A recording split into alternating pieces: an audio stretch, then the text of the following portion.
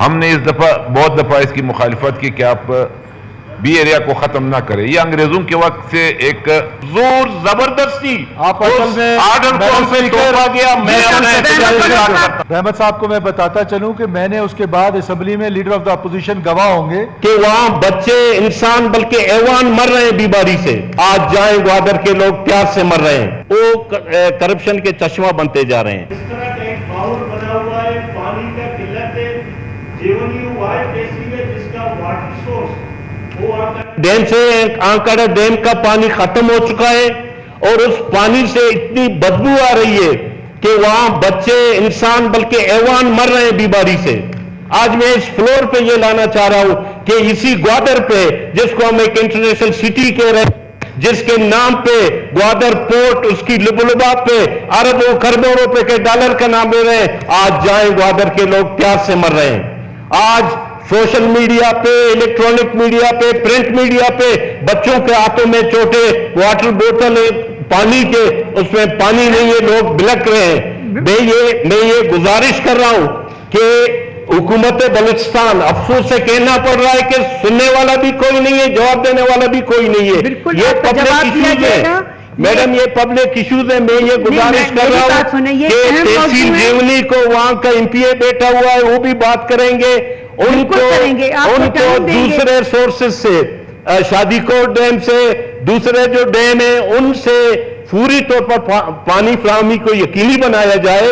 آج international airport بنے ہوئے ہیں, پرائم منسٹر آ کے افتتاح کرتا ہے, لیکن آج امپریشن یہ دنیا میں کہ گوادر میں پینے کا پانی نہیں ہے. اور اسپیشلی جیونی میں یہ کوئسچن مارک ہے, یہ ہم سب کے لیے کوئسچن مارک ہے کہ یہ صوبہ جو وسائل سے مالا مال, جو سونا اور چاندی اگلتا ہو, اس کے باسی, اس کے باشندے, اس کا عوام پیاس سے مر رہا ہے. آج یہ کوئسچن مارک ہے. وزیر اعلیٰ ہمیں مطمئن کرے کہ جیونی کے عوام کو کب تک پانی فراہمی کو یقینی بنائے گا. لوگ پیاس سے مر رہے ہیں اس گرمی میں, اس موسم میں, اور وہاں یہ جو بدبودار پانی ہے اس سے لوگ بیمار ہو رہے ہیں. تاکہ لوگوں کے ساتھ میں اس کو گوش گزار کروں. ڈی سینٹیلیشن پلانٹ 2003 میں 30 کروڑ کے لگ بھگ اس کی اسٹیمیٹ کاسٹ کی شروع کیا گیا تھا گوادر میں.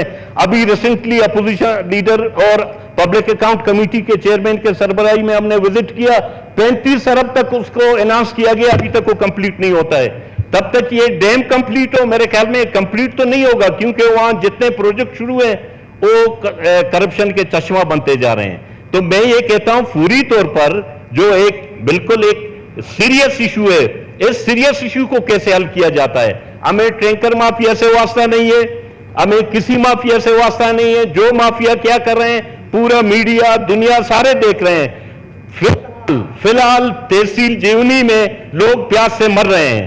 اگر کسی کے پاس اختیارات کر سکتا ہے, وہ بنیادی اقدامات اٹھا کر فوری طور پر اس مسئلے کو حل کرے. میں بھرپور انداز میں اس کی حمایت کرتا ہوں, بلکہ میں یہ سمجھتا ہوں کہ میشا کی جمہوریت سے لے کر اور اس ملک کے جمہوری اداروں کی فعالیت اور ایک بالادست پارلیمنٹ کے لیے محترمہ شہید بے نظیر بھٹو نے بیجا قربانیاں دی. بلکہ دنیا رشک کرتی تھی ایسے قابل اور کمیٹڈ لیڈر جو ہمارے ملک میں پیدا ہوئی تھی, اور پاکستان کی خوش قسمتی تھی. لیکن افسوس کے ساتھ کہنا پڑتا ہے کہ جو کمیٹڈ سیاسی ڈیموکریٹک سوچ رکھنے والے لیڈرشپ ہے, ان کو دیوار سے لگایا جاتا ہے, خوش آمدی طبقے کو آگے کیا جاتا ہے. آج میں کہتا ہوں کہ یہ ایک فنڈامنٹل رائٹ بنتا ہے کہ ہم ایک ایسے لیڈر کے نام پہ اپنے ایک ایسے ادارے کو کریں کہ دنیا سمجھے کہ واقعی ایسے لیڈر کی قدر تھی. اور جیسے پرانے ایئرپورٹ کا نام جب محترمہ شہید کے نام پہ تھی, تو اس کو بھی اس کے نام سے منسوب کی جائے. میں بلکہ سمجھتا ہوں قومی اسمبلی اور سینٹ میں پاس کرنے کی ضرورت ہی نہیں ہے. یہ ملک کا رقبے کے لحاظ سے آدھے سے زیادہ صوبہ ہے, وحدت ہے ایک, اس کی رائے کا احترام کیا جائے, اس اسمبلی کے رائے کی احترام کی جائے. اس کو فیڈرل گورنمنٹ اس قرارداد پہ عمل درآمد کرتے ہوئے اس کو نوٹیفائی کرے. ماہی گیروں کی رجسٹریشن ہوتی ہے غیر قانونی, اور ٹرالر کی رجسٹریشن ہوتی ہے اسی پرچی کے ذریعے.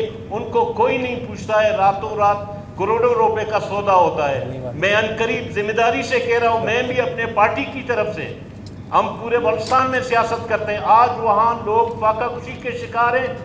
अगर कोई वहां पे फराग गोभी नहीं बैठी हुई, कोई फराग गोगा का नाम आपको बताएंगे कि कराची में कौन ये बत्ता ले रहा है, डट के बताएंगे। ये जुल्म है सूबे के साथ, ग्वादर के अवाम के साथ, ग्वादर के उस माहीगीर के साथ जुल्म है।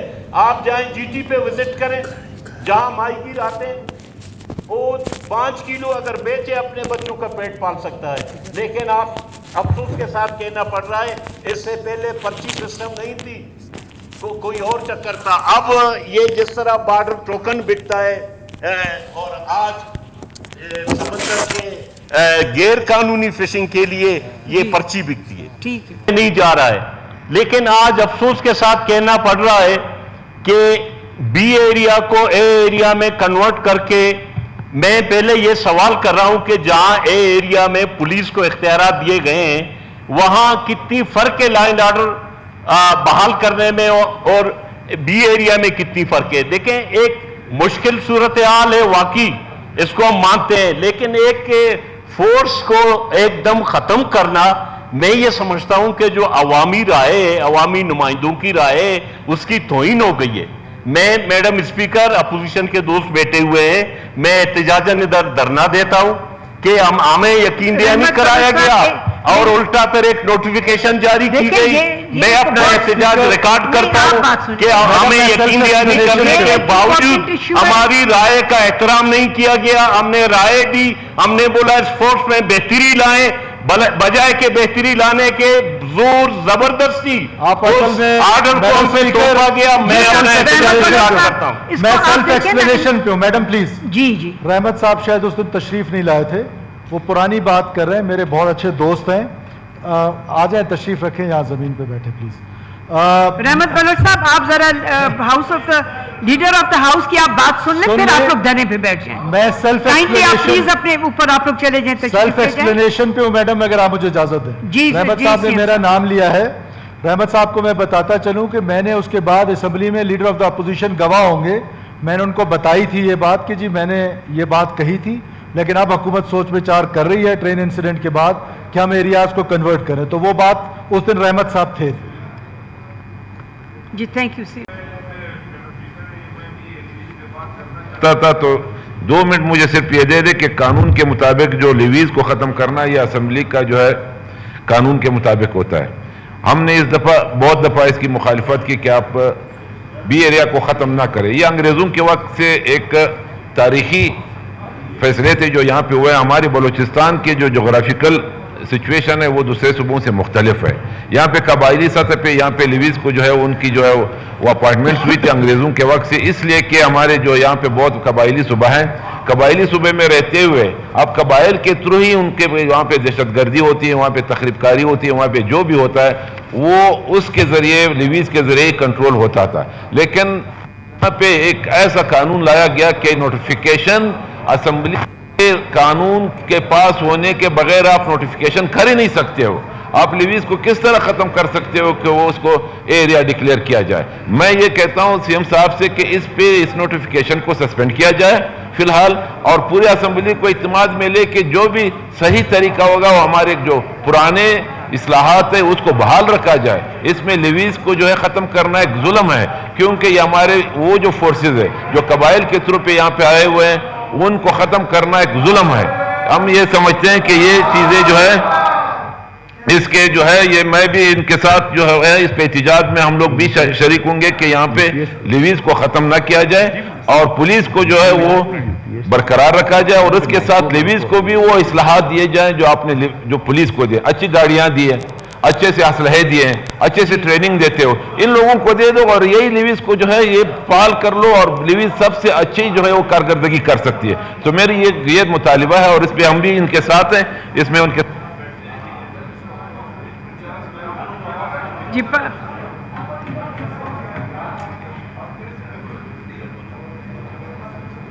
कामयाब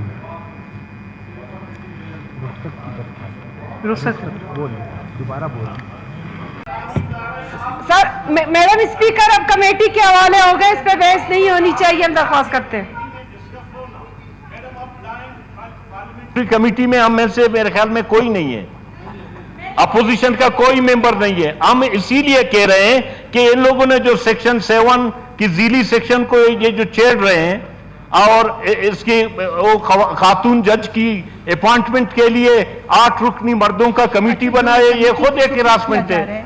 आप खातून को डायरेक्ट सीए में अपॉइंट करें, हमारी तजवीज है, हमें और कोई इतराज नहीं है। जिस तरह इधर एक ब्यूरोक्रेट को रास्ता दे रहे हैं कि बीपीएस 20 से 21 आ सकता है, तो कोई खातून कैसे आएगी?